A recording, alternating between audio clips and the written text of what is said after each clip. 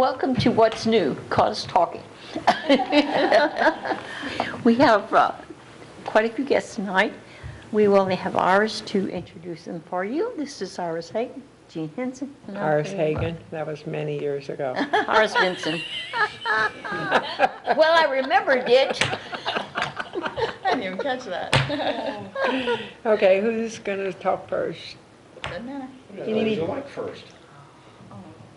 All right.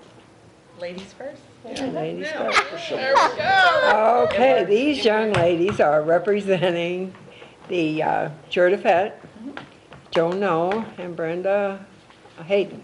I always forget your last name. I have to think and think and think I was till waiting it, for you to say Armbruster. till it hits me. Well, she called me Hagen, so you can be Armbruster if you No, I'll do want. that tonight. Okay. So, Well, What we're you got? here to talk about Jerdafet.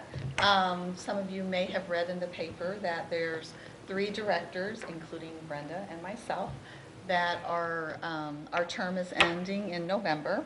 So we are not going to renew or try to be elected again. I've been involved with Jerdafet for at least 15 years, and 11 of that I've been treasurer.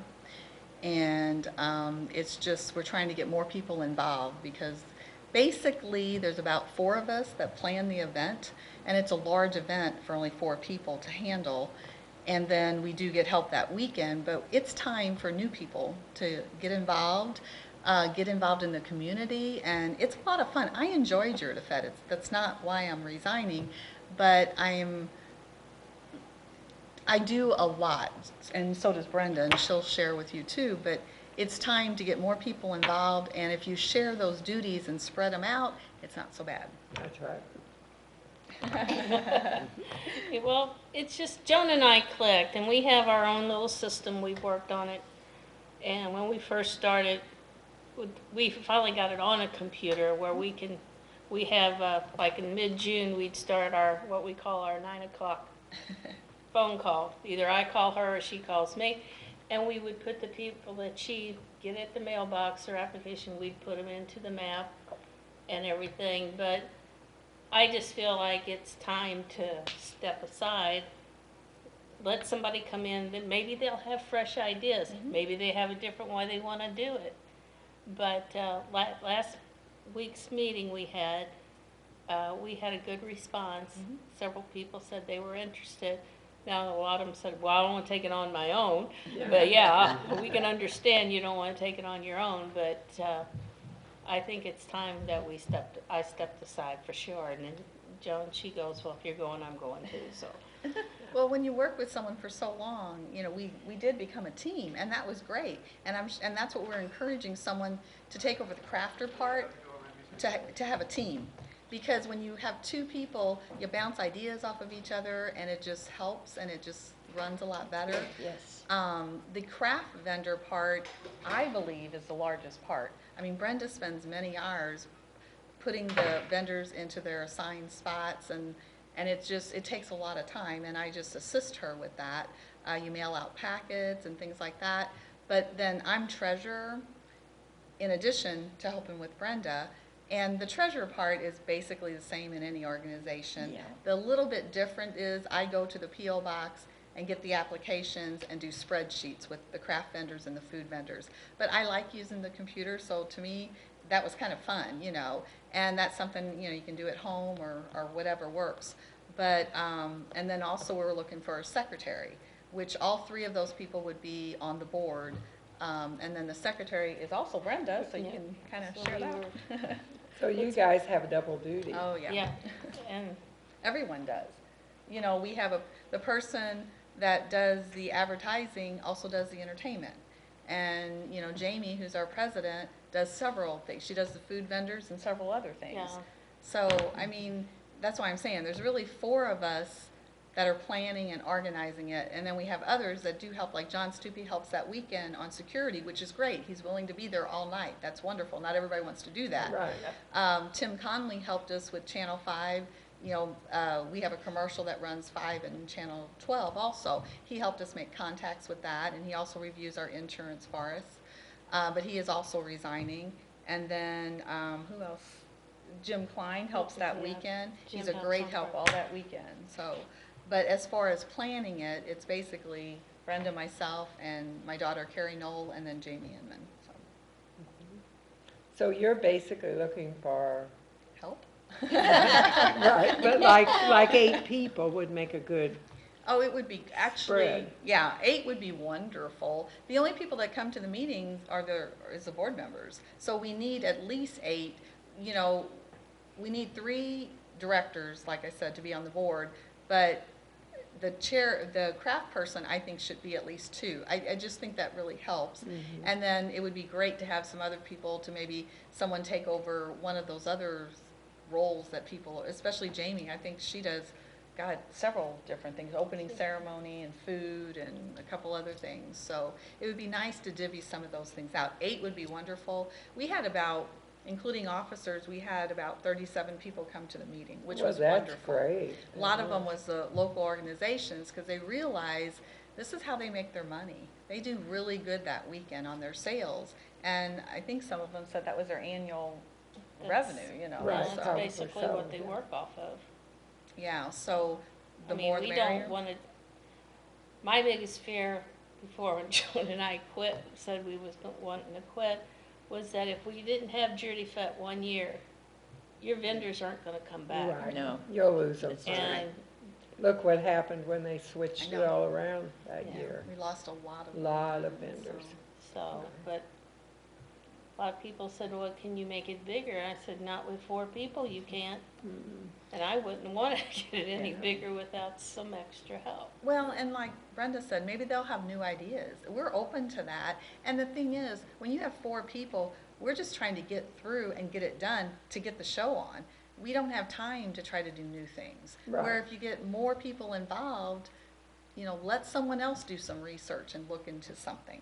You know, that's the way I look at it, you know. We spent many hours, and we're volunteers, you know, we don't get paid for this. Right. We know what you mean. Exactly. And volunteering's great. I don't mind giving back to the city, but it's like, I didn't retire from my full-time job to work for Jura Fett full-time, and that's kind Right. of what it has become. Uh-huh. So I want to get back. Brenda's a craft person too. She's down there with a booth.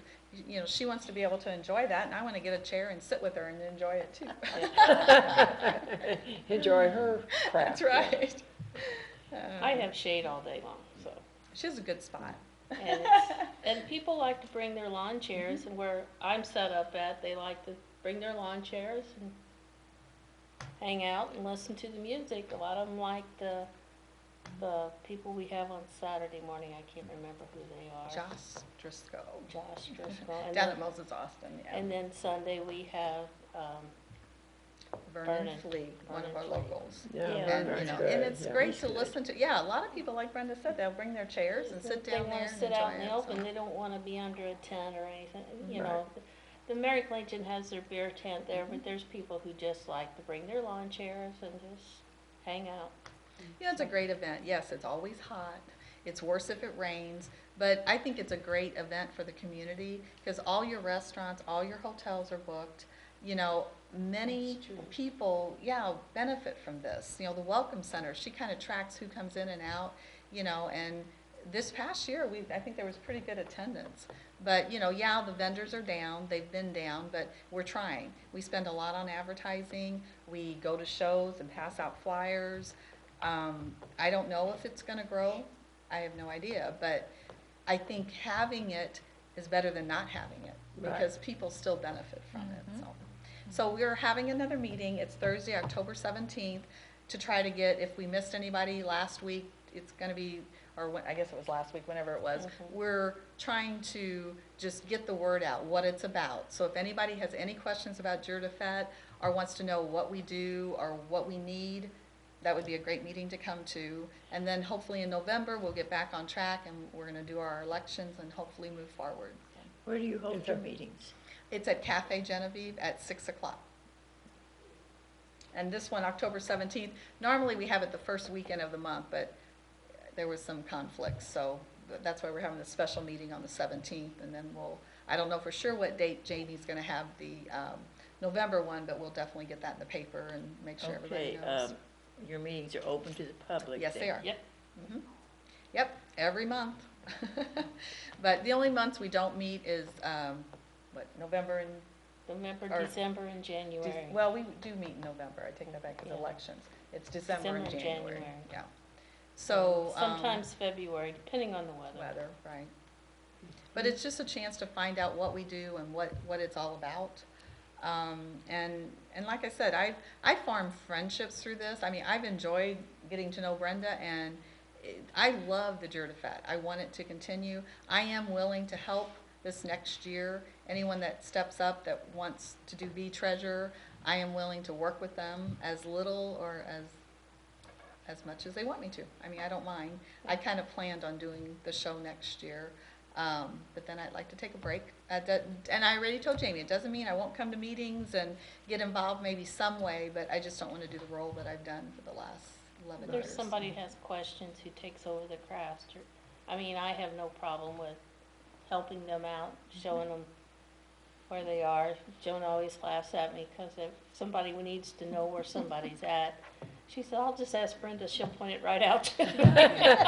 I'm like, how did you remember that? But she does. But her job is putting the crafters in their spot, so she pretty much remembers where they're at. So, and a lot of the return vendors, they want their same They spot want their back, spot. which is smart, you know, so. Yeah. I can Yeah. remember years ago when you moved from one place to the other. The one potter said he wasn't coming back Yeah. because people were looking for him there, Mhm. and he wasn't there. Right. And I said, oh, please come back. And he's like, nope.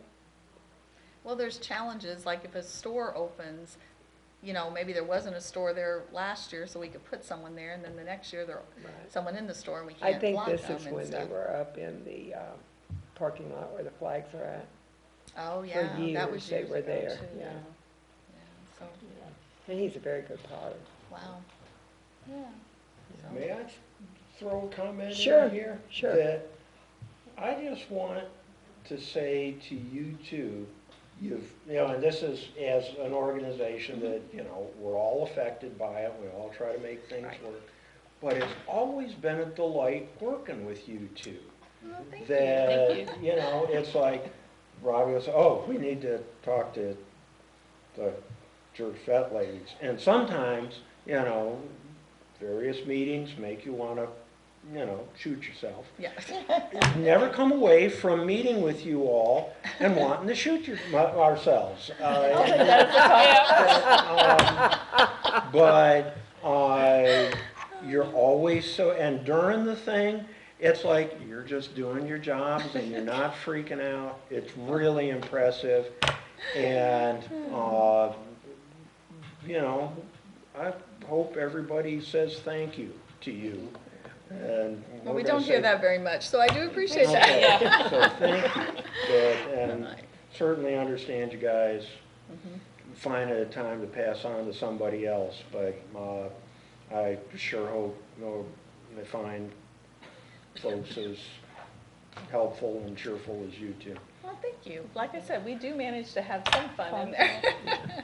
So, Well, it's, And volunteerism is fun. it is. I mean, I've done that all my life, and so has Brenda. Yeah. So, but it's, like I said, it's time for new people, new blood, maybe Right. some young folks in there. And like I said, they can have some great ideas and can do stuff maybe differently, maybe easier. I don't know. We brought in, the Hope Church brought in their Oh, bouncy yeah. houses and That's great. for the kids. I mean, for years we tried to get something in there that it wasn't that they had to pay for it.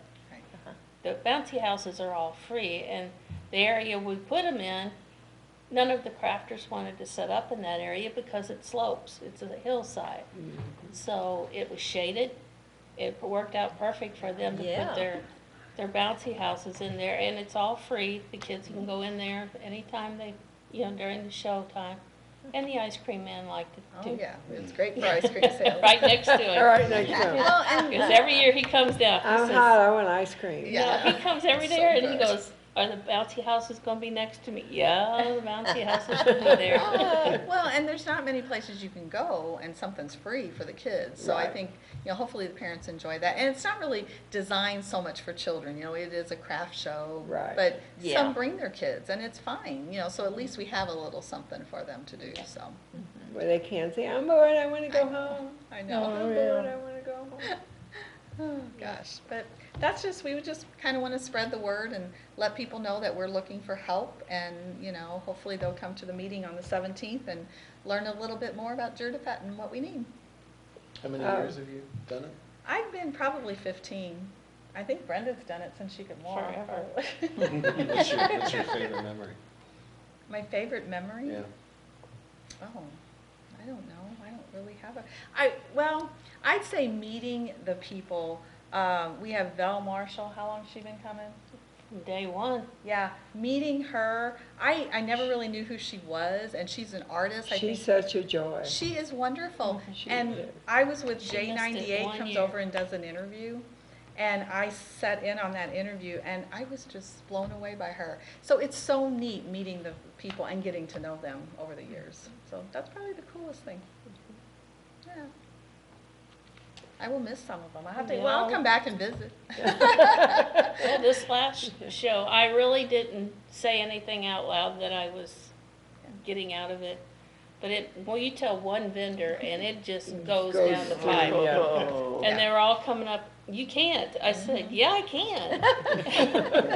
Yeah. Well, we had one offer to, not from this town, offered to come over and help us. And we're like, really? And Yeah. I think he would have too. Yeah, yeah, I've had a couple of them we'll come over on Thursday and Friday, help you set up, and I said, there's nothing to it. Joan and I know what we're doing with doing the setup, it's just, It's all the year before that. yeah, it's not Yeah.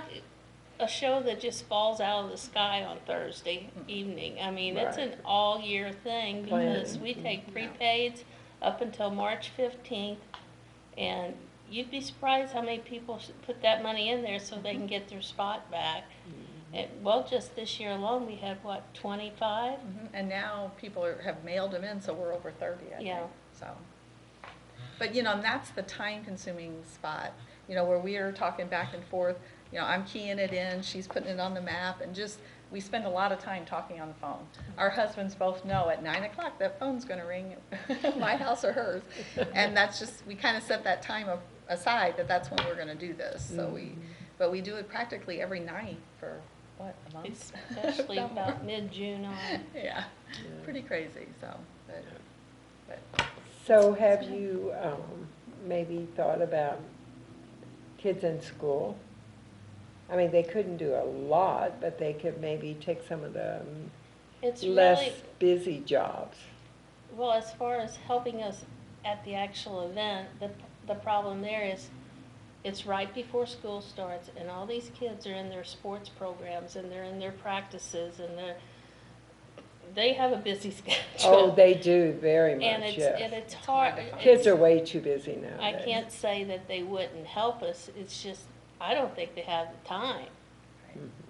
Well, It's- we're hoping some of the organizations can maybe spare a person, even just one person that weekend. We need people to become knowledgeable about Jerdapet so they can walk around and answer questions. I mean, we only have a couple people, including myself and my daughter and maybe a couple others, that actually can walk around that weekend talking to the vendors. And it's so nice to do that.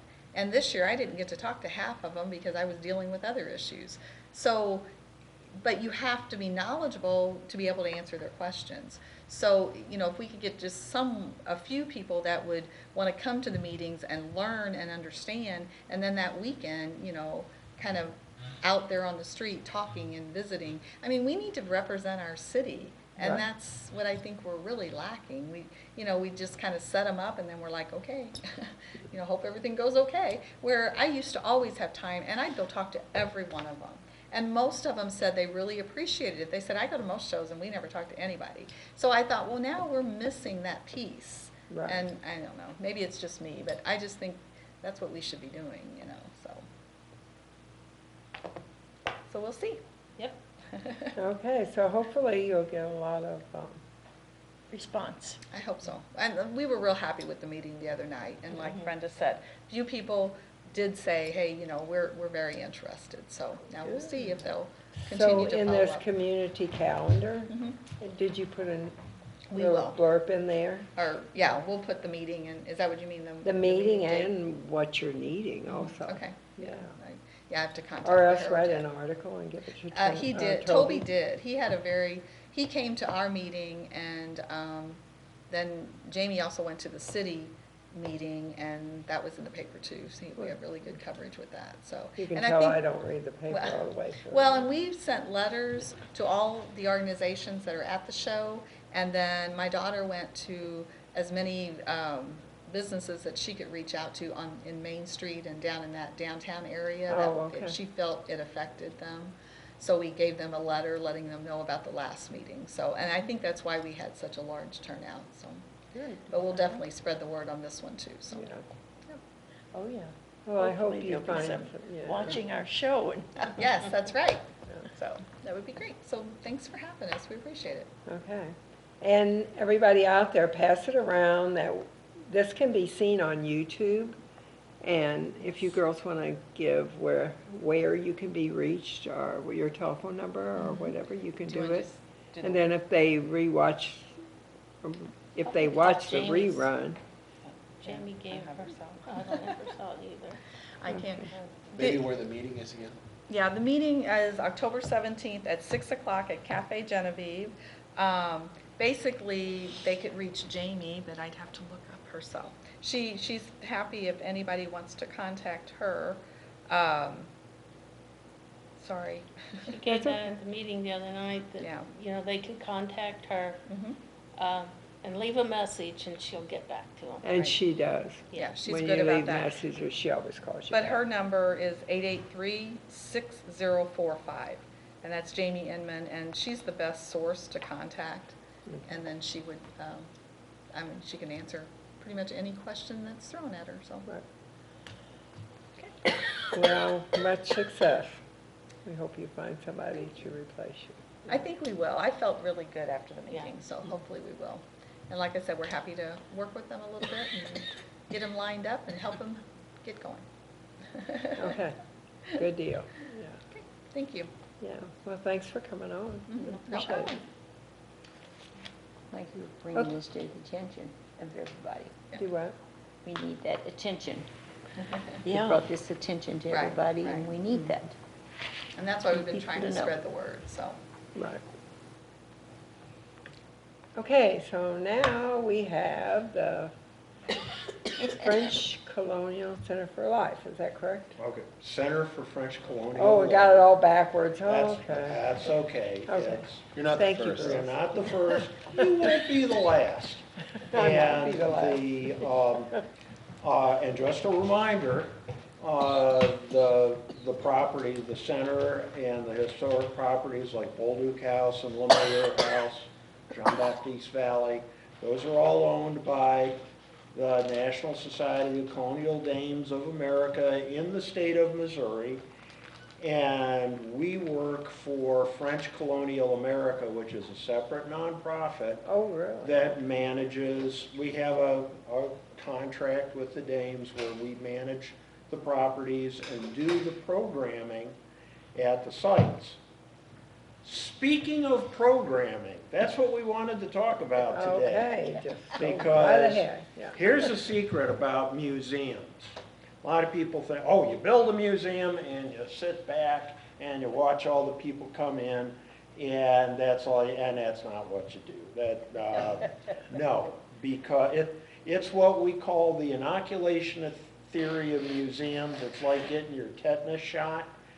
That, oh, I've been there 10 years ago, I don't have to go back again. So that's why a big part of what Robbie and I do, and the rest of our staff and the board people who are involved, is to work on events and programs and exhibits that give people a reason to come back, that gets something exciting, gets something that reaches maybe a different part of the audience in a different way. like families with kids.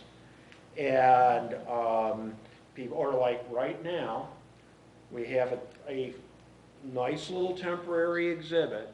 You know, you've been over to the center, there's the main exhibits, there's a space where we can change things. It was archaeology. Now, it's about hunting, fishing, and gathering for wild foods starting back in the colonial period.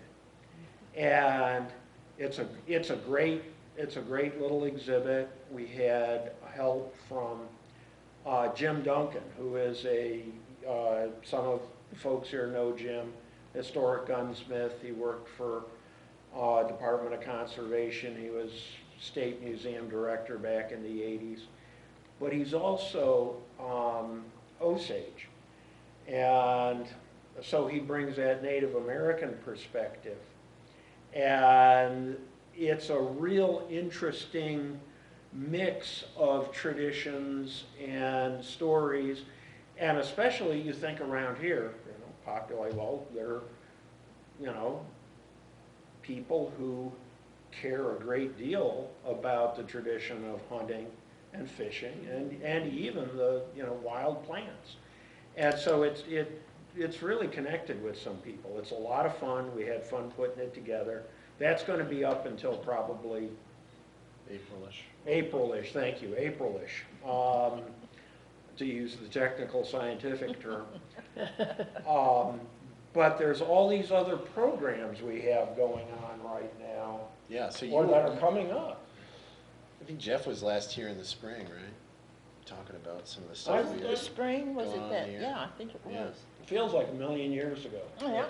So assuming he was here in early March, in early March we put on a joint program with the National Park Service, or in conjunction with them, and at the Gateway National Arch Museum.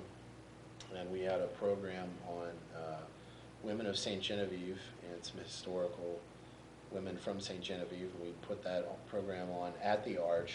We had a bunch of activities too. Oh, my. So not only did we talk about some of the women from St. Gen and their roles in the town and in society at that point in time, but also had some hands-on activities for kids. And then we also hosted that same program, was it a week later? Yeah. 2 weeks later, something like that, Mm-hmm. at one of our buildings, the Linden House on Main Street, which is just right across the street from the Bolduc House. And then the very next day, we officially reopened the Linden House, which had been previously our offices before moving into the center, which is the old bank building, Bank of St. Gen building, for those who don't know, across from Lions Park. We officially reopened the Linden as a hands-on house for kids. So we've sort of reoriented the house, and there's a lot of different activities and sort of a purpose or a theme to each room in the main floor. And that's open on Tuesdays as a homeschool program called Homeschool Tuesdays. And it's also open on various Thursdays, Fridays, and then Saturdays for sure, as well to the general public. For general public, families with kids. As she was mentioning earlier about, you know, people coming to town with kids, there's not a lot of What do you do? child-oriented activities in this town. And, Yeah. we sort of saw that problem a couple of years ago. Go buy some antiques. Yeah, yeah, because like Robbie says, there's, you know, it's a nice little house, historic house from early 19th century. Gene used to work upstairs there. They don't go upstairs. Those, yeah. But one room is art projects. One room is, imagine it like tea sets, and they can have little tea parties and play with models and little animals. There's a dress-up area. There's a schoolroom area where they learn French. And the organizers of the program, Sandy Puzzi, our youth and school program coordinator, and her co-worker, Kathy Huck, and a whole slew of volunteers, including all their family members, come down and help, and then there's things out in the backyard, and The content specifically, one of the the house was almost seen as a solution on what to do with the Homeschool Tuesday program that she put on. We had a problem. It was a good problem, but still a problem where we started to have a waiting list, and we couldn't put on as many programs as there was a demand. So we were in trying to think about how we could meet the demand. I think the solution was sort of, why don't we open the house and orient the program and the content in such a way that there isn't necessarily a linear timeline for every day and every event. That way people can come and go at their own leisure. It spreads it out. Yeah, and makes it a little bit easier to manage. And so in doing that, she came up with a number of themes to spread the content out over a couple different months. And this last one is the French and the Native Americans. So there's a lot of cool content. So not only does each room have a different purpose to it, the content of it changes from program to program. And out in the backyard right now, we put together kind of a hunting camp with lean-tos and a fire pit. And kids can use their imaginations. And there's a range for throwing tomahawks in a safe and controlled manner, a useful skill. And Gary Shield helps us out with that, and Mark Diamond, and Even Jeff and I. yeah, and We have a certification process, Yes. believe it or not, to be able to host that program outside. So yeah, and Kathy's pretty good at it yeah, too. she's pretty good. Yeah, I'm not. but the other nice thing about it is that they put this together on limited resources and a whole lot of creativity and a whole lot of support from the community. So a lot of community businesses and a lot of individuals have contributed work, have contributed stuff, and it's not like some fancy children's museum in, downtown big city USA. It's been put together with a lot of handmade, homemade, creative Appalachian engineering, as we used to say back in Ohio. But it's a lot of fun, and the kids have a lot of fun. That's good. And so if, you got something, especially like on Saturdays, we'll be taking a break through the winter, but. I guess I should have brought the dates with me, but You should have brought the schedule. We run through October and I think even into November, don't we? Yeah, yeah. You going? Check our website, Check the website. FrenchColonialLife.org. Yep. And you don't need reservation. There is a modest charge of $2 a person. But what can you get that costs $2 a person Right, these days? right. Try going to a movie for $2. Yeah, you just come during the hours that it's open, bring the kids, and I've seen families spend like 3 hours over there doing all the activities, and that's pretty remarkable because, like you say, families don't have a whole lot of time these days. There's so many demands. There's, got to take little Rocco to the, his soccer practice and then ballet and on and on and on. And you have to give them something worthwhile and special. And I think when we see people spending an hour or 2 or 3 with their kids there taking that time, I think that's an indication that Sandy and Kathy have done a really good job. And we hope you come have fun with it. What else are we doing? Well, that was Robbie? March. That was March. What else are we doing, Robbie? So in April, we hosted a brand new event that was French and Indian War Day, and we had historic militia and Illinois Marine reenactors on site.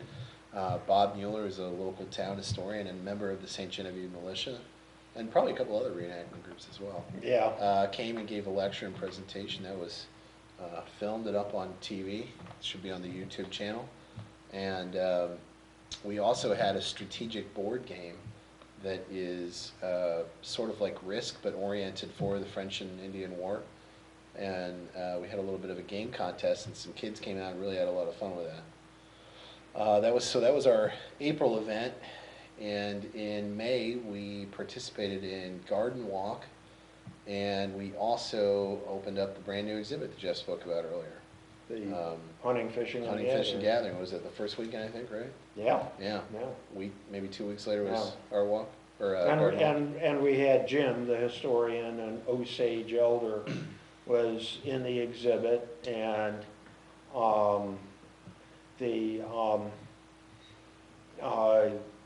you'd like, he's a hoot, he really is, and it's so knowledgeable. And so I'm over at Jim's house, and he loaned us a lot of things for this, you know, flintlock firearms and Native American implements and artifacts. And I'm going, Jim, I know bison weren't around this area. You know, it's too hilly around here. But bison weren't all that far away, you know, just a little bit to the north, a little bit to, you know, western Missouri. They're still important for the people here to go and hunt them, wasn't it? He says, oh yes, a couple times a year, settlers and Indians, they'd go make trips to go get these. I said, well, I would love to have something to go with that story. Do you know where I could find like a mounted bison head or a bison skull to put in the exhibit? He goes, oh yeah, I got a bison skull right behind the sofa over there. I said, yeah, sure. And so he's in the exhibit now, but it was that kind of experience. But it was particularly fascinating because one of the stories that we came to understand from this is that for a lot of the people of French and German and Spanish background who came here in the 18th century, if they were coming from traditions where they were farmers or working class people, they didn't know how to hunt. Because back in Europe, hunting was something that the nobility did. And, you know, if you went hunting in the Lord's forest, well, you'd get arrested for poaching and they'd probably cut your ear off or something, brand you or something. Yeah, something unpleasant would happen to you. And so they come here. Well, who are they going to learn from? Well, one place to learn was from the Native Americans, who had their own ways of hunting, understanding the animals, and, you know, instead of, you know, riding on horseback with lots of dogs and blowing horns and drinking heavily while you're, was probably fun, but it's not the greatest way to hunt. That the still hunting of, you know, you're quietly advancing and you know where the animals are going to be and where they're going to feed and what paths they're going to take.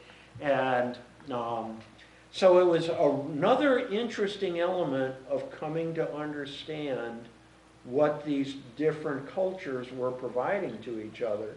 And from the native perspective, well, they got things like steel knives and iron arrowheads and firearms that affected the way they were able to hunt.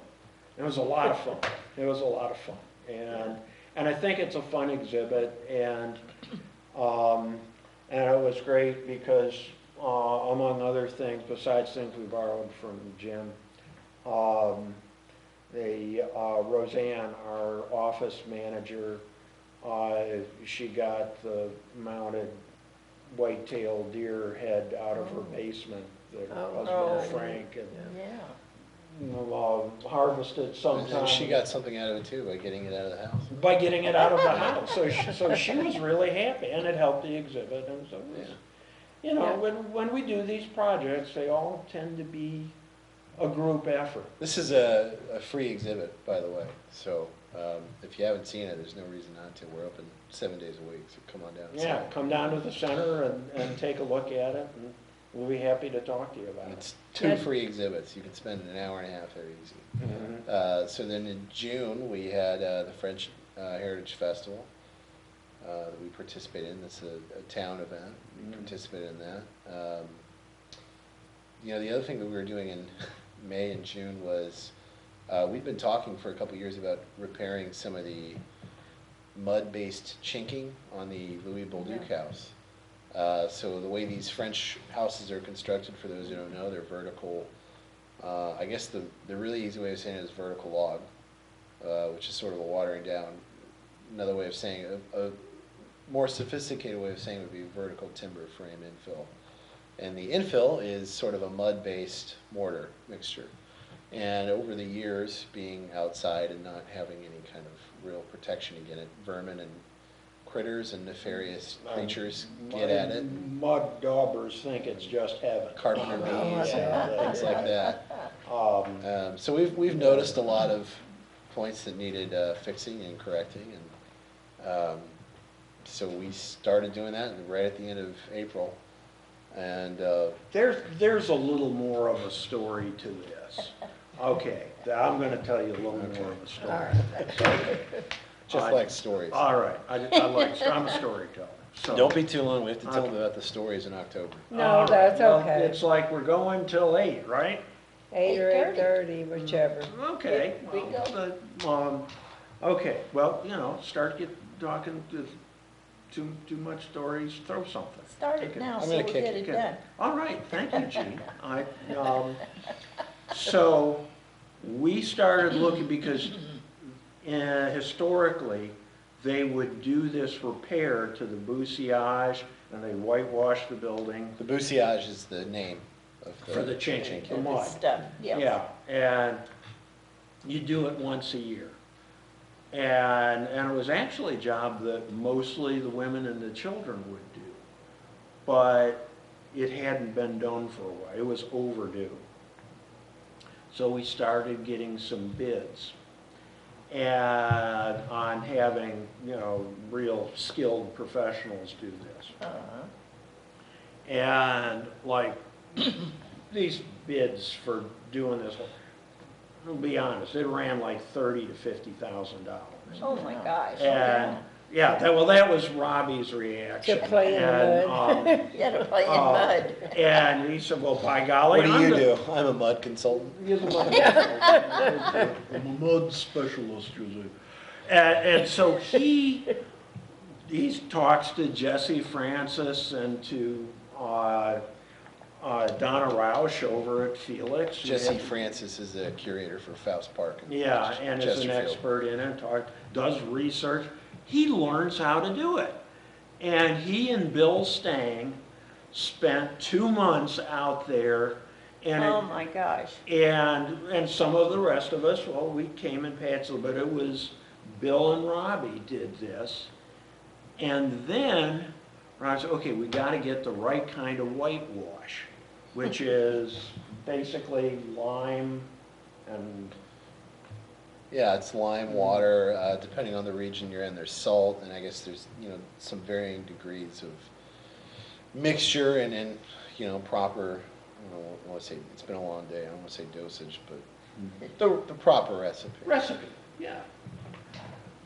So he talks to, who has lime around here?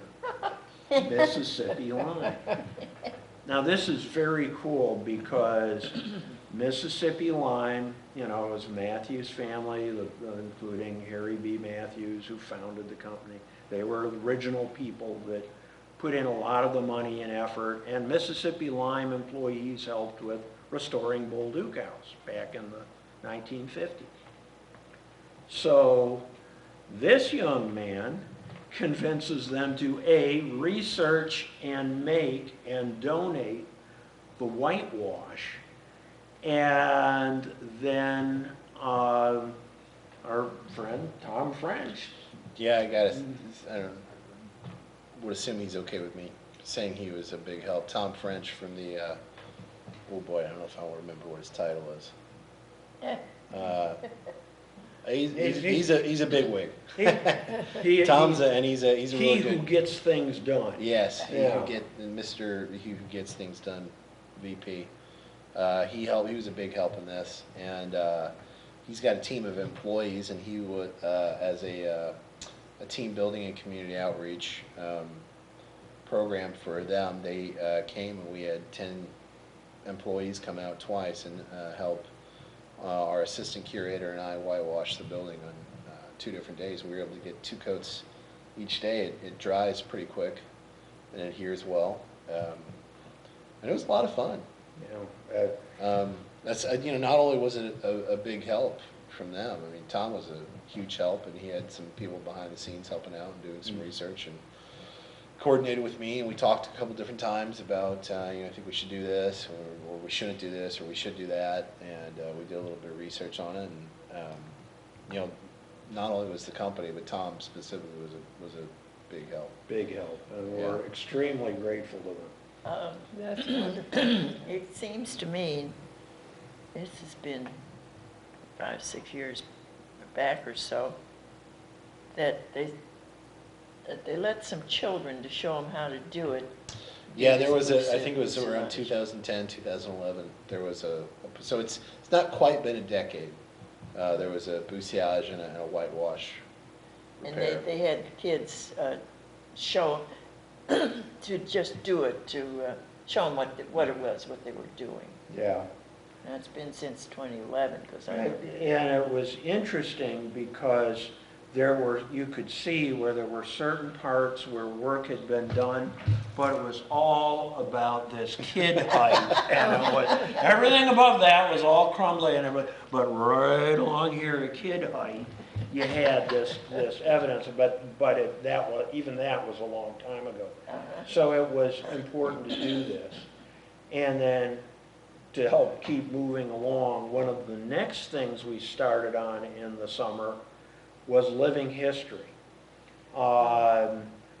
People like Gary Scheel and Mark Diamond, who are part of the St. Jem Militia and who do demonstrations and discussion,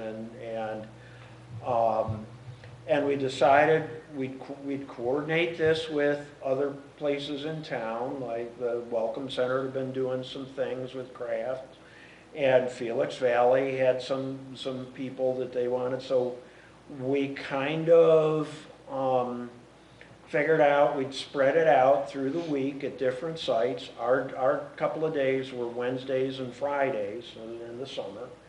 And we would have one person stationed at LeMayer House, either inside when it was really hot or rainy, or out working in the yard. Gary was doing 18th century carpentry. Mark was doing making nets, fish nets. And then when winter came, or not winter, it was fall, he started doing treating skins, preparing skins. I was sewing moccasins, and it was an experiment. We wanted to see how people would react to it. And again, we had some people who would come and sit and talk to you for an hour or more and watch what you're doing, and especially like Gary is really good with young folks. And Gary would have them learning how to split shakes and how to drill holes in with the hand drill, and today he had a young lady who we're helping him saw legs for his new shaving horse, and so there was these activities going on, and we're all wearing period clothing and lots of things that people can handle. And it was interesting because it didn't appeal just to kids, but a lot of it was adults who were really getting into it. And what does it feel like holding a musket? How heavy is that? What's it like to wear wooden shoes and the sabot to slop around in the mud, and it was a very, very positive experience. We actually opened up the yard for free, and like I say, coordinated with other sites in town. Sandra Cabot wrote a press. Excuse me, wrote. Bless you. Thank you. No, wrote a press. Did I just turn and sneeze on you? You did. Okay, sorry about that. No, hey, you know. I'll get you back. I was trying not to sneeze on them. But, if, well, thank you. No, Gene looks after me. I think, you know, and based on what we did this summer with it, we're gonna keep doing it on Saturdays, starting in October. We're gonna finish up this month, September, with the weekdays. Because, you know, not as many people come during the week Right. after the summer ends. Started and everything else. Yeah, but we're gonna do Saturdays. And it's, and you know when I say living history, it's that, you know, it's all mostly reproduction clothing and accoutrements, but it's as authentic as we can make it. Sure. Sometimes we take on characters, you know, like Gary is the sergeant and Mark is a fur trapper, and I'm an old habitant who doesn't want to do much of anything anymore. And it really engages the imagination, and a lot of fun. And it kind of leads into the next thing that we need to talk about, which is, and it's in a way, it's a living history event in itself, but in October, we have, Night of the Werewolf. Oh, yeah. yes, let's hear you all howl. There we go, all right, you know I can count on you. Night of the Werewolf is an event we've been doing for a while. It had a different name before. Jeff mentioned the word for the mud shanking. Pop quiz, who remembers? Oh boy. Bousillage, you got it. Oh, yeah. So we used to call it French colonial, bousillage, B-O-O with an exclamation mark. Instead of B-O-U. Yeah. It's a French colonial pun that about 40 people in the entire continent understood. So we stopped. We stopped calling it. Speaking of puns, my last name is Pratt. I was going through some of my dad's genealogy items in his old office this week, and I found what essentially was a newsletter of sorts for various. A cousin or an aunt of his used to write called Patronize. Runs in the family, doesn't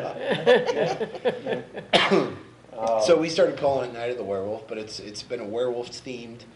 I don't want to say Halloween, but it's October and it's sort of a spooky, fun event. But the really neat thing about it is, with us being a historical site and museum campus, is we have a very rich history with the French, especially going back a few hundred years, a few centuries back. The French have a rich history of werewolf belief and folklore. And So it ties into their Catholic faith yeah, so not only is the event fun, but there's, there really is at the core, there's a very strong educational component to it. So the event is essentially, we host it at night. This year it's going to be October the 19th from 6 to 8 p.m. There is a $6 admission fee. And essentially what happens is we gather everyone over at the center and we lead them over with a torch to the properties.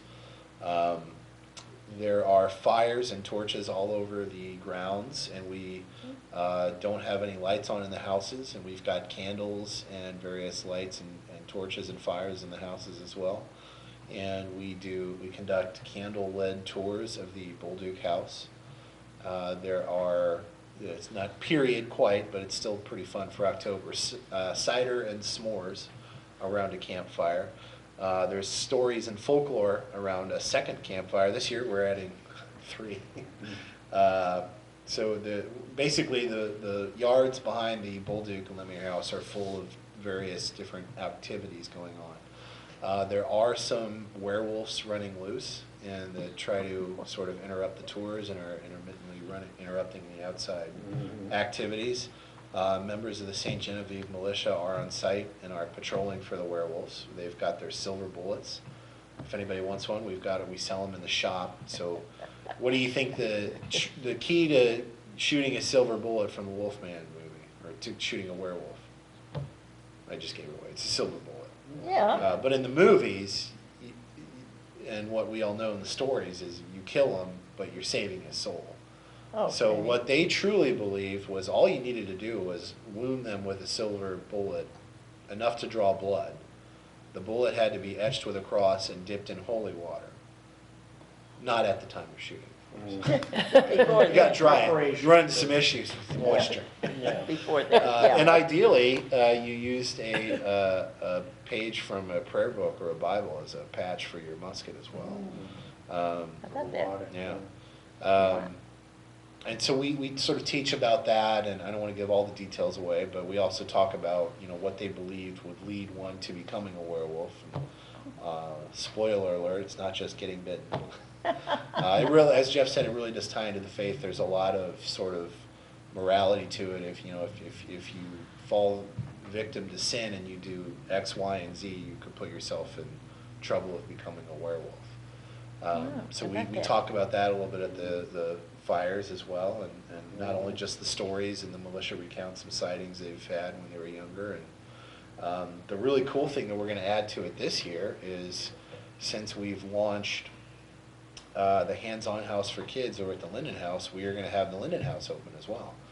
So not only are there going to be activities at the Bolduc and Lemire House, there's going to be activities over at the Linden House as well. She's got face painting, apple bobbing, there's a craft. She just told me what the new craft is. Something with werewolves, wasn't it? Well, it's not the thing I told you, it's something Not else. the masks or. Oh, you're making, the kids get to make their own lantern to take outside with them Oh. for the lantern-led tour of the properties. And for those who don't, maybe you live in town but you don't remember what house is what, if you ever were in school and you went inside boxwoods that are 20 feet tall, there's a lantern-led tour of those outside. That's at the Muir House. Yep, that's Linden, yep, It's out on the outside there. yep, it's right on Go the in corner and there. walk through this big. So there's tours of bush. that, there's apple bobbing, face painting, there's a craft, there's, some Halloween candy. Yeah. But there's a lot of there's activities. sugar. Yeah, there's a lot of activities just over there for kids.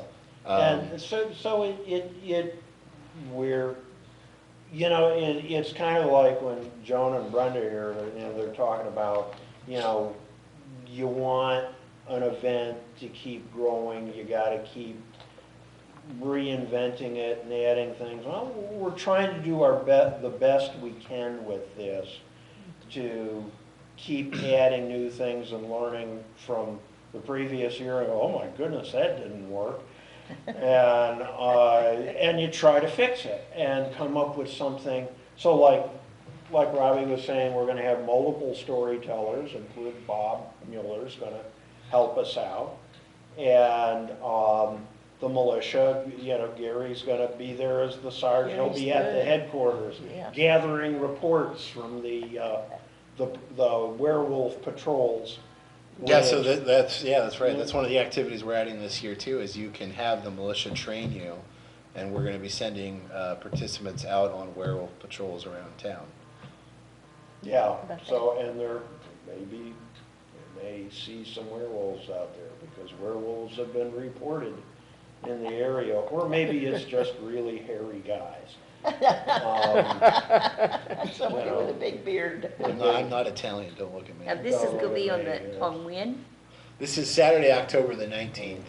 It's 6 to 8 p.m. There is a $6 admission fee. Oh, the other really cool, we should have brought one.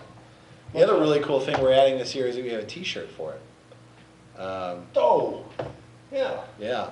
Is this The the- t-shirts are really cool. They're like a burnt orange with a heather design, and there's a werewolf shadow being cast over the Bolduc House, and it says Night of the Werewolf, St. Genevieve. And the drawing was Made done by a by staff member. one of our staff members, Yeah. Ashley, that Oh. you may have, Uh-huh. So,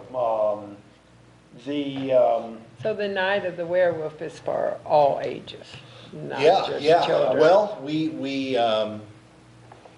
had a couple kids get scared last year. Which is it's a good problem, but it's still a problem. But now with the hands-on house, we can, not that kids who aren't adventurous couldn't come over, but there is a more youth-oriented, Set of not only activities. activities, but property. There's an entire property open to What if family. the grown-ups kids. get scared?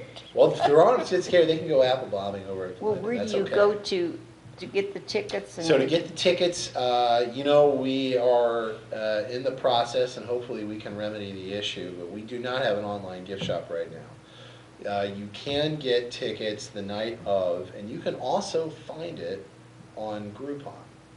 Yeah. So while we don't have an online shop, it is on Groupon. And you and can it's a get great deal. discounts, yes. Yeah, Oh, okay. it's a really bad deal for us, but it's great for you guys. Well, the reason why I'm asking is because I've got some grandchildren that Sure. I know my granddaughter would just love to bring her kids over. But you can show up that night, we're gonna start from the center. From the So you center, get- okay. Yeah, so you come to the Get tickets center. there, too. We'll throw the doors open at 6 a.m. Jeff will give a 6 real p.m. quick.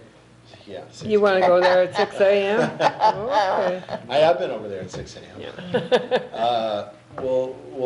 Like I said, we sort of we gather everybody there, we lead them on over by torch over to the properties, and it's just a lot of fun. It's my favorite activity that we do. Look forward to it all year. I know I have one that would just love that. No one Yeah, would it's think a that lot of would fun. be- It's like it's October, so you get the fun of the sort of Halloween, or there's the werewolf stuff, but we also don't go too overboard, and there is a historical element to it. It's Yeah, not that would be- gory or anything Yeah. like that, it's, Not yet. Year 15, we might get desperate to keep yeah, things fresh. yeah. Cut your head off or I'll something. I'll have one of the local farmers give me some pig intestines or something. But not this year. Not- Not this year, no. So not this this year year. is safe, So that's October. that's October. Okay. November, one of our employees, Roseanne, had a great, it was Roseanne's idea, right? Probably. Yeah, I think so. Yeah. I told her I'd take credit for it, but I won't. She had a great idea. We hear a lot of people say that they don't, when we talk about what we do or where we work, that they don't know which one's which. Nobody knows what's the state site, nobody knows what's private site, nobody knows what's the Bolduc or Dames or us. We live it literally 7 days a week, Yeah. all 365 days a year, so we sort of forget how much people don't know about it, or maybe they haven't been to the sites in a while. So we decided to have a free St. Genevieve County Day in November. That is, I think the 16th. Yeah, because it's on. Once again, go to our website, our Yeah, Facebook page. Yeah, because it's that weekend, because I'm not gonna be there. That's right, yeah. Yes. He was like, we're gonna do this day where we give free tours, and oh, by the way, I won't be there to I help. won't be there. So Have the, fun. So what the day gist is of it? it is, so it's Saturday the 16th? Yeah, I think Yeah. so, yeah. The gist of it is we are giving free tours every half hour to St. Genevieve County residents. So all you have to do is bring in, Of all the properties? nope, just the Bolduc House, just to entice people. Oh, okay. If Yeah, it's been a while, I mean, even if you took a tour 3 years ago, it's changed. we've changed. Oh, it. yeah. Yeah. You mean at the Oh, they center? have changed since Well, last year. you get admission at the center, but we lead over and do tours of the Bolduc House on Main Street from there. It's even some from last year, there's been changes. So just a reminder, a recap, the Center for French Colonial Life is where we are all headquartered out of. The old Jean bank volunteers building. for us, she works in our archives, she works in the center archives, because we've got archives, I guess technically in 3 buildings, if you count the Yeah. JV Yeah. House, the library. But that's where we're headquartered out of, so if you ever want to come to an event we do, or buy tickets or a tour, or stop in and see us, that's the building you go to first. And then from there, we get you a map or hook you up to wherever the other events are at that you're It's interested right in. at Second and Market, Second and Market, that's right. Conveniently located, big parking lot. big parking lot. When, before we renovated, it's one of the things I'm most proud about. I think there were 36 spaces in the parking lot, and after we got it blacktopped and painted, there's like 50. I was able to squeeze another 15 or so out of it. Yeah. But, so you'll come in there, we're open 10 to 5 on Saturdays, and I believe the first tour will be at 10:30, and we'll do tours every half hour. Every half hour. Now, they will be slightly reduced tours, because a tour that you pay for is of the Bolduc and the Bolduc Lumiere, which is the house next door, and they take approximately 45, 50 minutes per tour, but we will be doing 20, 25-minute tours of the Bolduc house for free. To get in for free, you do have to be a St. Genevieve County resident, and all you have to do is present us with some kind of ID stating that. Library card, driver's ID, what have you. Something like that. Yeah. Really interesting tattoo. And if you, yeah. That's right. You know what the Tattoo that fee says I is? live in St. Genevieve. It's free. So if you're not lucky enough to be a resident, our normal tour fee is 10 and 5, so $10 for adults and $5 for students. So We are the, aware that's a little bit more than some of the other tours that you can get in the area, but we do feel that there's a lot of quality and time and care that we've put into The our ladies, tours over the years. I know the lady, I don't know, do we have any gentlemen that do the tours now, or, but I do know the What are ladies, we? Shop owner? the ladies know what they're talking Yeah. about, and they can really, Well, Yeah, our docents are always reading books and keeping up on a lot of the history, and, you know, I'm astounded by how many new books we've found over the last few years Yeah. that have a lot of historical content. And, But then that's also part of the reason why the stories that we tell keep evolving, because we keep learning new things. You know, more recent publications that have come out in the last few years, like Jay Gitlin's and, the, Well, did you talk about archaeology when you were here? oh, and the archaeology. So one of the things that we've done over the last couple of years is a series of archaeological excavations of the properties, which, you know, ultimately when you conduct archaeology, you're digging through colonial trash.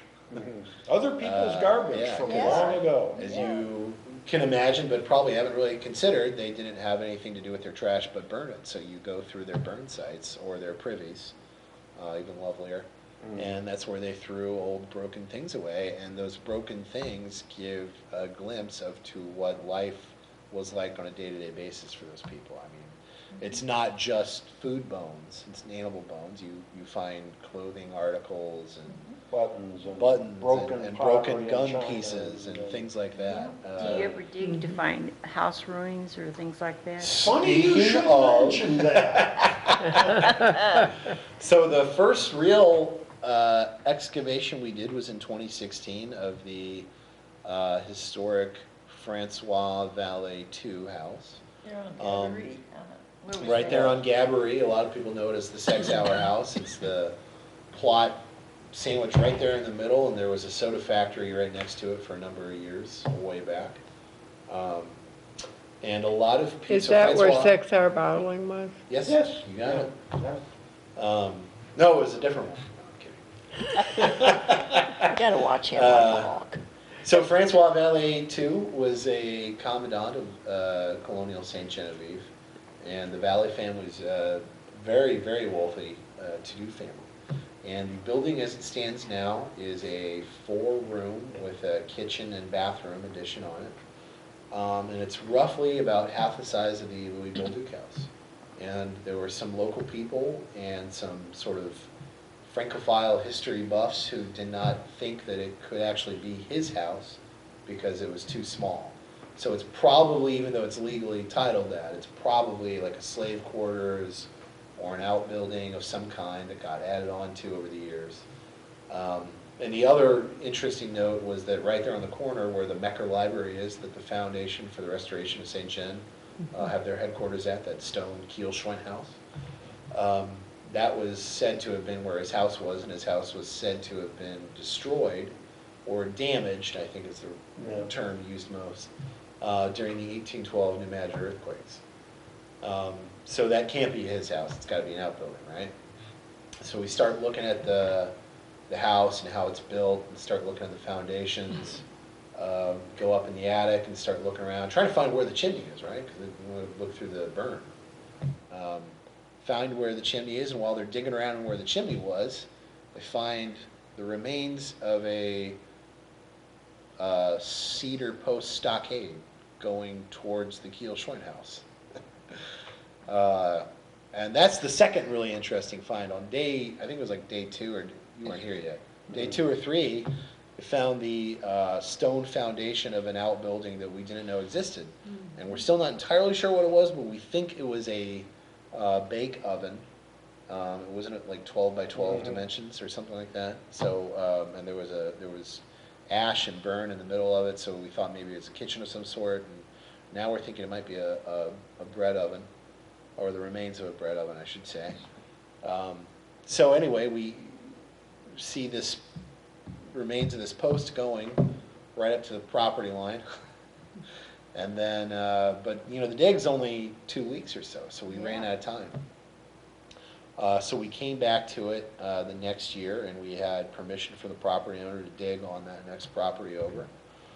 And we noticed that in addition to the wall going westward, or the remains of the wall going westward, we noticed the dimensions of the original 4 rooms of that house were a lot like the dimensions of the south room of the Louis Bolduc house. So the really big parlor room.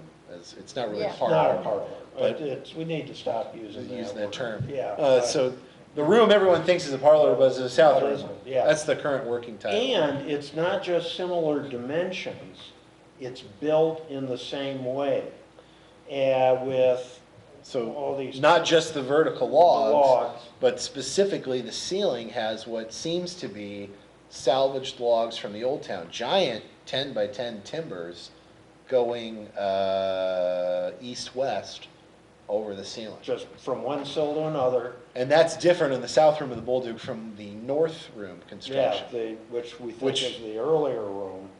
Or Bolduc the earlier house is half built in of the 2 house, stages. 2 stages. Oh, But here's the really cool thing. So they came up with this system with these, and it's probably the same craftsman doing it. They're built about the same time. That south half of the Bolduc house is an addition done in the 1790s. The surviving half of the Francois II house, which was attached to an earlier half that's post and earth, is built the same way, same time, and they would put lath nailed to the bottom of those timbers, and then it's plastered, and in fact, when they took down some of the drop ceiling that's in the front of the Sechsauer house, there was original 18th century plaster still attached to the bottom of those, and it made a nice smooth, and here's the one, and when people, oh, that's just a slave house. Slaves didn't, Slaves is good. yeah, didn't live with nice plastered walls and ceiling. But he slightly skipped over it. So looking at the dimensions of the Bolduc house, the second year in 2017 when they resumed and had permission, they looked at the measurements and estimated where the wall would have continued to, because we didn't have time to just dig the entire wall. That would take months. So we estimated trying to find where the corners would be. And were able to track down, and they were able to dig test units, and every point where they did a test unit, they found where the wall stopped going one direction and started going another.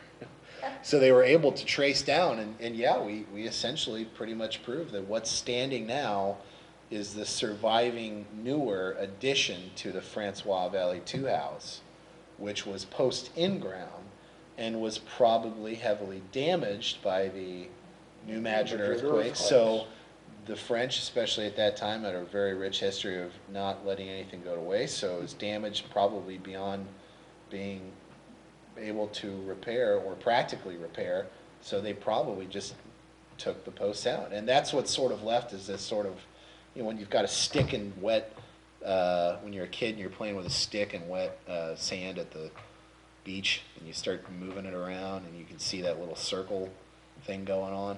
That's exactly what they were finding in the ground. Oh yeah, by the way, they also found like, I don't know, it was like an inch or two of plaster just going Yeah. around, which is the plaster coming down from the earthquake. Earthquake. So to answer your Aren't you glad you asked? short story made very long, Well, the yes. reason why I'm asking you that is because I went outside the other day and I was gonna plant a flower. Okay, I've got this cistern, Her house is a 100-year-old house, by the way. I've got this Yeah, it's cistern. under the, and I've got a deck across it. But there's no reason, I've never dug this far, and I dug about this far deep because I was gonna put that pipe that far down. I come across brick, old brick. I have no idea what it was. And I dug out a little further, so I got about that much of a spot away from the cistern. I don't know what it was, but it's old. And some of it's round and some of it's square and Well, that sounds like fun. it was interesting. yeah. Yeah. Her house is on the historical list and everything, yeah. I think it is. Yeah, well, that's the thing. There are layers and layers of history here, obviously. And besides the formal digs, this is one of the other things we do at the center. We have all this material that has come up from behind Bolduc House and Lemire and other houses that just, you know, you're out digging in the garden, oh, look, there's another piece of broken pottery. There's an Yeah. arrowhead. And there's a piece of ironwork. And we've collected samples of those, and we have boxes where, in our lab, where anyone, all kids enjoy it, but parents, Parents really like yeah, it, yeah. adults love doing this too. You know, play, what is this? What do you think this is? Because again, we learn so much from what these people threw away or lost. Right. And one of my favorite things is the fact that in the broken pottery and china from both behind Francois Valley II and from behind Bolduc, yes, there's what you would expect. There's French faience, brown, clunky brown ware Yeah. and white ware. Then there's this British stuff, Staffordshire and pearlware. And then these little pieces that are very delicate and thin porcelain, and it's Chinese export porcelain from the 1790s. Oh my gosh. So here you are, you're thinking of these people, they're on the frontier, in the middle of nowhere, they're part of a global trade network, they are concerned about fashion, and yes, these are merchant class and civic leaders who have, they've got means to, when something gets to New Orleans, they're gonna bring it up here and so, look what I've got, a Chinese teacup. And wouldn't you like to have your tea with us? Yeah. Yeah. And you show off a little bit and you're fashionable. But that's kind of like the thing about the plaster. Those nice, smooth plastered ceilings probably went to see, you know, do trading down, you know, like Louis would go once a year down to New Orleans. He'd see a merchant's house down there and be going, man, Murray would really like it if we had a nice plastered ceiling like that. Well, it just fascinated me that I found this because here's the cistern and here's this concrete sidewalk that we put, and then here I get that far down and it's deep, and then you Now go tell them up what in you the might attic, find 5 foot Yes. down and the around whole this front of the town. house is it's not, the front of the house is not, the insulation is brick. The whole front of the house is brick. Mhm. They had a devil of a time putting Yeah. siding on the front of the house because that guy kept saying, this nail keeps bending. And I didn't know it was brick. But we discovered that the front of the house to the windows on each side is brick. But it fascinated me to find this thing in the ground. And I thought, what the heck is it? I'd like to dig further, but I haven't got the guts to dig further. You know what you could do. There are these, if the house is about 100 years old, there's the insurance maps that show all the structures going back to early 20th, late 19th century. There you go. Oh, Mary. I And never thought about that. Yeah, Yeah, and Sue they would probably show, know about that. they should show structures if it's, you know, within that time period. Well, I know that Frequently house sits on identified. rocks. Yeah, Creek Rock, Yeah. it sits on Creek Rock. but, and what else should we tell the folks about? How about, we're going out with a bang. What do We you do in are, December? we're in December. So, to some degree, we will participate in the Christmas walk as well. But, the really cool thing that we're doing in December is every year we have a watch party for the Guiani, the St. Genevieve Guioni group. As if you're local, it's Guioni, right? Yeah. It almost sounds like an Italian pasta dish or something. I'll have the Guioni with red sauce. A little bit of Parmesan on the top, yeah. But it's the Guioni group is going to be coming through, and they love going at the Bull Duke House. So if you're not familiar with it, there's a tradition, I guess it's European oriented, right? Yes, Mummers. originally. It's called Mummers, which is essentially this group of people in period clothing and dress going around, usually in the Christmas/New Year's time, and singing traditional seasonal folk songs. And specifically, the Guioni folk song. You know, if you're really interested, you can Google it, and I think the St. Gen Herald has an article on their website where they got the lyrics up. It's very interesting, and it essentially involves a group of men going door to door and asking for a series of handouts and getting purposely declined each one because they get more and more outlandish as they go. And then the final request is, well, why don't you invite us in and we'll dance with you and your family, specifically your daughters. Yeah, the prettiest girl The in pretty the girls house. in the house. But the whole idea and the whole point of it is to sort of open up your doors to your neighbors during the Advent time. And specifically around here, it really attached to the New Year's tradition. So they go around to a various slew of not only historic houses and bars and restaurants in St. Genevieve, but they also go to some sort of key community places, I guess you could say, like Legion halls and schools, things like that. So they started going to the Bull Duke House again a few years back, and we just added the center last year, and very excited. We haven't technically, I guess we haven't announced it. We just haven't gotten a great word out yet. Yeah. We're adding a free Dennis Stromat concert to the event. So Dennis Stromat's going to play. We're not sure yet, quite 100% yet of the venue, but ideally we're adding a Dennis Stromat concert to our Guiani watch party, and then Dennis will join with the Guiani in the performance, and I'm hoping to film it. Yeah. And record it. It's, Yeah. you know, it's a wonderful thing to be a part of. I mean, talk about living history. That this is not something that's recreated. Yes, we're almost done. Not something that's recreated, but that's something that has been going for centuries. decades, if not centuries. Uh-huh. And it keeps evolving. It's not like it's a dead bug frozen in amber. Right. It's this, you know, like the thing about that right now, the last few years, that women are part of the dancing circle. Yes, they're part of the and they did that during World War II because all the guys were gone.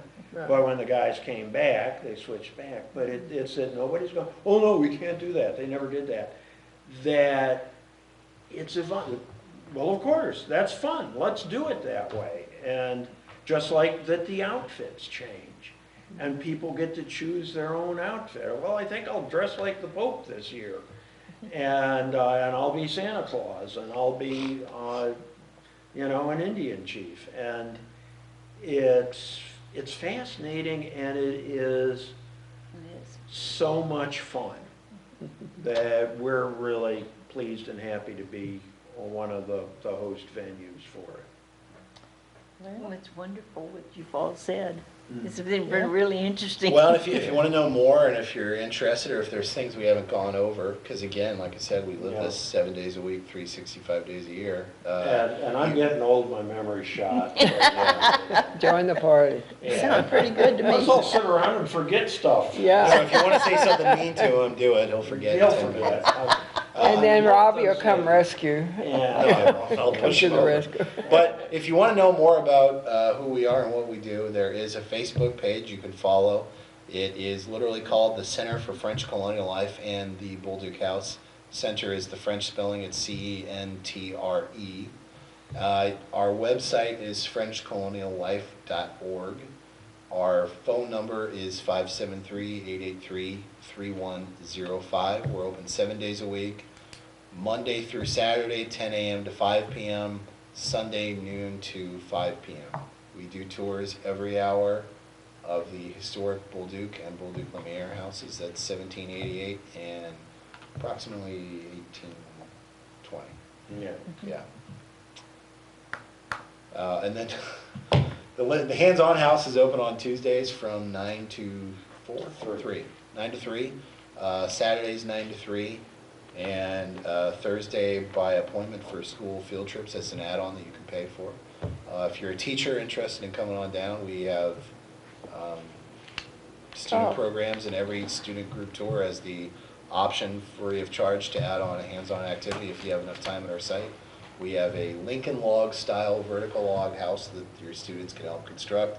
It's a learning tool to teach them a little bit more about the architecture, but we also do the hands-on elements in our curatorial lab too. We let them touch different artifacts and explain about some of the things we're doing in that Hold history in curatorial your lab. hand. What else? We Yeah. covered a lot of things. I think we covered enough. Yeah. My- FrenchColonialLife.org, the Center for French Colonial Life, and the Bolduc House Yeah, Facebook. when your Sounds Aunt Bertha good. comes for the holidays, bring her over. Yeah. Okay? We'll entertain her. Yeah. Go see a movie. Or get a drink. So the one house is open for our children. Yes. Yes. Okay. And kids can And come is on the it- house tours as That's the well. one- Okay. across the street So from that's Bolduc. the So the hands-on homeschool house, or any child? it's a homeschool program on Tuesdays. Now Oh, theoretically, any I other guess time, if you- anybody? It's a We've had Linden people House. Just come. and- That's at the Linden House. It's located at 116 South Main. And to get admission to the center or the historic house tours, you got to go to 198 Market. That's the Center for French Colonial Life, right there at 2nd and Market Street. I don't think you can miss it, but just in case you can, if you're headed eastbound on Market, it's on the right-hand side. Yeah. It's not the parking lot's church, in the it's back. not the parking lot, Right. it's not the house. It's It's across the big 2nd Street- stone-faced building. Across Yeah. 2nd Street from the church. And Oh, you know the other thing we did real quick? We reopened the historic Jean-Baptiste Vallée Rose Garden. We Yeah. closed it a couple years ago. We reopened it this year. We've got some interpretive panels throughout and solved the problem of staffing at least the garden. So you can't get into the house yet, but the garden is open. I am probably the least important of the 3 volunteer gardeners, and the other 2 gardeners were piddling away well after garden walk on. And I said, "Why are you doing that?" And they said, "I don't know." I said, "It'd be a real shame not to show this off, huh?" So Jeff and I worked. We got some interpretive panels talking about the history of the house and the garden and its role And in the St. family. Genevieve and the family and their role So in those St. are in the garden? Those are in the garden, so you can come on in. That gets open by 10 and closes at 5 when we open and close the houses. And you can come in on your own and stroll around and admire the floral beauty. and The the, rose Also free. bushes. That's free. also free, yes. The rose bushes, they're originals too. No. just No, most of them, no, I Maybe don't, one, they there said. might be 1 or 2. Yeah. But there is a tradition dating back to the very early 1800s, the early 19th century, on a formal rose garden being at the house. And it's referenced in various letters back and forth between the Valley and Chateau families, so. And it is very likely that it follows followed something similar to the patterns that Vian laid out there Yeah. in the 20th century, that she was inspired by it. So, Well, And they're still blooming and they look beautiful. You still got a few more weeks if you want to come out and see it. it ain't all dead yet. Yeah, it ain't all dead yet. It's free, but there is a donation box outside. Hint, hint. So Please make use of it. please, yes, please. All right, you're out of time. there you go. You Yeah, talked are. all the way till Better 8 zip o'clock. it up. Yeah. No, 8:30. Oh, it's 8:30. Yes, Oh, my. ma'am. Well, Fast it's been a evening, pleasure, I yes. tell you, and Yeah. interesting, Very interesting. really Well, interesting. thank you for having us. We really appreciate it. Like anytime you want to come and talk, To you're share. welcome. Anything new comes up, Well, we might. you know where I am. We'll let you know. When we flesh out a little few more of the details, might be back again before Okay. the werewolf. That would That'd be good. great. Well, yeah, you, like I say, you know where I am. So Get a hold the of me. That's right. werewolf thing is this October? That is Saturday, October the 19th, from 19th? 6 to 8 p.m. There is a I've got $6 that, admission fee. I Yeah. should specify, activities are subject to weather. This is the fine print at Definitely. the bottom of the page, right? Right, Activities right. are subject to weather. Children under 14 are not admitted without an adult. Makes sense. I don't have any. You know, I should also mention too, there is another event in town that day too. I believe it, I'm gonna butcher the name of it, but I think it's called the Halloween Spooktacular. And essentially what it is in addition to, I think, maybe some drawings, there is essentially a free trick-or-treating event going on in St. Genevieve that afternoon. And there's a lot of different shops and things that are participating in. Downtown Merchants. That is the downtown group, Yeah. Downtown St. Genevieve put that on. And I'm sure you could go to their website and Facebook page. I know you can go to their Facebook page for more information. Okay, and to end, we have the Art Gals Plein Air going on. Started today, it'll be That's right. Thursday, Friday, Saturday evening, there's a reception from 6 to 8, I believe is the time. And on Sunday, it starts at 11. The awards will be given both on Saturday evening and on Sunday. Some other awards will be given, so everybody's welcome to come and see the paintings. There's some really good artists that come to St. John Yep, from away from here. absolutely. And there's a lot of good artists in St. John, too. You're one yourself. Well, Oh, thank yes. you. Speaking of Thank you. art, I we're want to- also part of Art Walk. Yes, you are, that's correct. Yeah. Yes. And Yeah. So there's several places open every Friday.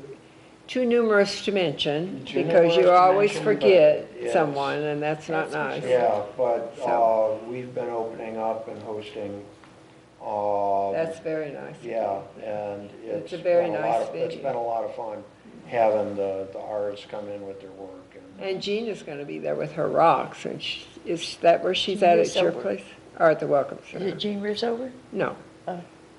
Um, Do you have Let's, a little gal with the paints rocks, or is she No. down at the Welcome Center? Okay, oh, she's at the Welcome. This phone died. This, The answer's on his dead phone. yeah. With a dead this- phone? This Okay. month, we've got Mary Para. Oh, Mary Pure, that's right. Oh, and yeah. Mary Pura and, Is it Gina Bennett? another, it's a gentleman. Oh, okay.